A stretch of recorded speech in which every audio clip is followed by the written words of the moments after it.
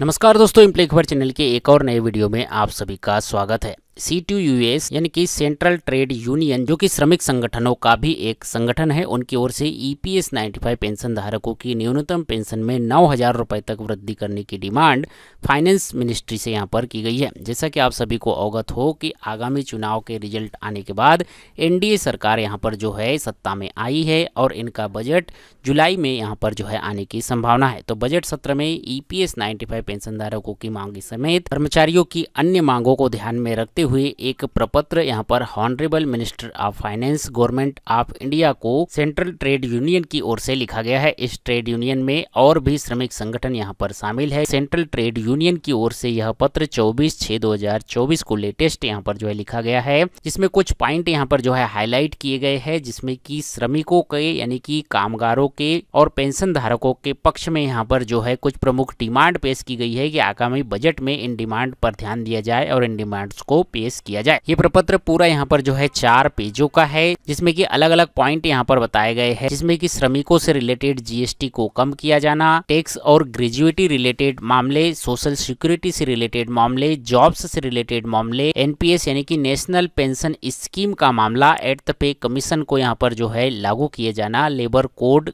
कि जो नए रूल आए हैं उन पर जो है राहत दी जाए, जिस गति से प्राइवेटाइजेशन बढ़ रहा है उसे जो है कम किया जाए, LIC और GIC जैसी संस्थानों को प्राइवेट नहीं किया जाए, सोशल सिक्योरिटी यहाँ पर जो है सभी श्रमिकों की बढ़ाई जाए, सीनियर सिटीजन्स की सोशल सिक्योरिटी पर विशेष ध्यान दिया जाए और एक विशेष पॉइंट जो EPS 95 पेंशन धारकों के लिए है, यानी कि पॉइंट नंबर 14, जिसमें कि EPF से रिलेटेड डिमांड की गई है। इसमें EPF की EDL बीमा योजना के साथ साथ EPS 95 पेंशन धारकों की मिनिमम पेंशन को 9,000 रुपए तक की जाने की डिमांड की गई है। यानी कि आगामी जो बजट सत्र यहाँ पर जो है वित्त मंत्री निर्मला सीतारमन जी की ओर से पेश किया जाएगा, उसमें EPS 95 पेंशन धारकों की मिनिमम पेंशन को भी बढ़ाकर यहाँ पर जो है जो अभी 1,000 रुपए है उसे 9,000 रुपए की जाए, इस तरह का डिमांड पत्र जो है यहाँ पर भेजा गया है। इसके अलावा किसानों को यहाँ पर MSP मिले और सभी तरह के कर्मचारियों को ESIC की विशेष सुविधा और इसमें क्वालिटी अच्छी तरह से मिले, इस तरह की डिमांड भी आगे की गई है। तो इस पत्र को आप एम्प्लॉय खबर के WhatsApp चैनल से जो है डाउनलोड कर आराम से आसानी से पढ़ सकते हैं। इसका जो विशेष पॉइंट नंबर 14 था, जिसमें कि